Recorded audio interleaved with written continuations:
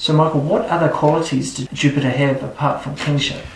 Yeah, kingship was the main quality of Jupiter, but it wasn't his only quality, his only influence. He also had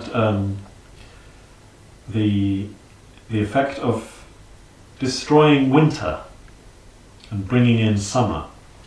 And if you look in C.S. Lewis's writings, repeatedly he talks about Jupiter overthrowing winter. In a long poem that Lewis wrote about the planets, he talks about how Jupiter brings about winter past and guilt forgiven. So that helps account for the main symbolic shift that you get in The Lion, the Witch and the Wardrobe. As the White Witch's winter passes and spring and summer come in, the halcyon days, the prosperity, the jollification that Tumnus has been longing for in this 100-year winter. There's never been any jollification since the White Witch dominated things. But the jovial influence, the kingly influence of Jupiter is going to sweep away that winter. And that's a major aspect of the jovial influence. And as a result, jollification comes. And not just the jollification of spring and summer, but also, in particular, the jollification associated with Christmas. You remember how the White Witch has made it always winter but never Christmas.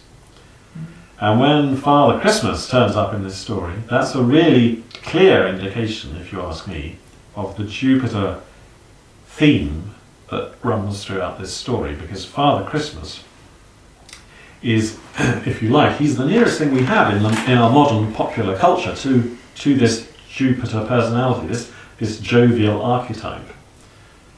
C.S. Lewis, in his university lectures, used to say that those born under Jupiter are apt to be loud-voiced and red-faced and jolly. And he used to then pause and add, "It is obvious under which planet I was born." Because he himself was loud-voiced and red-faced and a hearty man with a great booming laugh.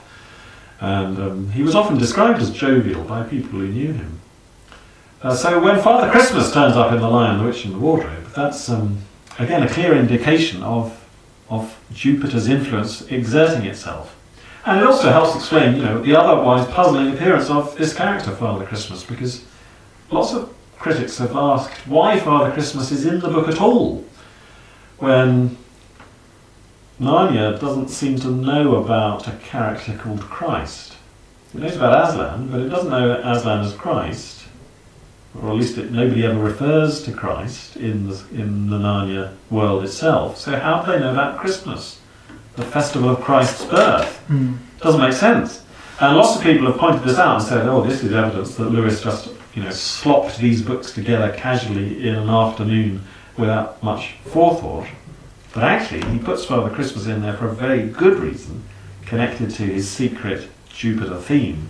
And you see the contrast of Jupiter and the witch's reaction to the party that the fox and the squirrel. That's right, yeah. When the White Witch comes across that little merry party, people, those characters, eating and drinking and making merry, the White Witch says, "Why all this waste? Why all this tomfoolery?" And she turns them into stone. Yeah. The self-indulgence. The self-indulgence, yes.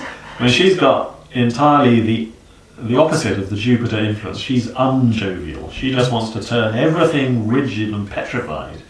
That's her twisting, her perversion of the Jupiter influence. She turns it on its head. Well, I always loved that part of the witch. Self-indulgence! It sounds like it's almost like C.S. Lewis put the Christianity back into Christianity. I don't know, I just love that, the idea of a jovial Christian. How many jovial Christians do you have? Yeah, not enough. It's too much like the White Witch. Yeah. So what do you think of the film version of The Lion, the Witch and the Wardrobe? Well, I was pleased that they included Father Christmas. That was nicely done, I thought. But I was less impressed by the climax of the film, because I thought that in the film they overdid the battle. The battle with the witch becomes this 20-minute epic kind of sub-Tolkienian battle with polar bears and rhinoceroses and all sorts of computer-generated imagery which isn't in the book. And in the book, that battle is dealt with in half a page. And most of what you hear about the battle, you hear about after it's over. It's not Lewis's focus of interest. What the story is driving towards is the coronation of the children. And that's a big scene in the story. It's grand, it's opulent, and you hear all about this beautiful castle with the ivory thrones and the peacocks and the mermaids singing in the sea outside, and wine flowing and gold flashing and all these sumptuous regal images. But in the film version, it looked to me like they were getting crowned in a kind of Californian church. Nothing against Californian churches, but it didn't look to me like a medieval throne room. And it was done very briefly, and it was undercut with some silly humour about the leopards with spectacles drawn on their faces. And I just felt they really got it wrong in the film. They didn't understand that the coronation was the focus and climax of the whole story, not that battle. Mm. But the trouble is maybe that these days not many people understand regal qualities. I mean, the films were mostly made by Americans, and America has a presidency, not a monarchy. Mm. And it may be that you need to have grown up within a monarchical system of government to have any understanding of what royal symbols and royal accoutrements really mean. Mm. That they can be beautiful and grand and uplifting, and not just elitist and snobbish and repressive. Yeah, that's right. And it's that older view of monarchy as something to be celebrated, of the king as, in a sense, the representative of all the people, which Lewis was wanting to plug into.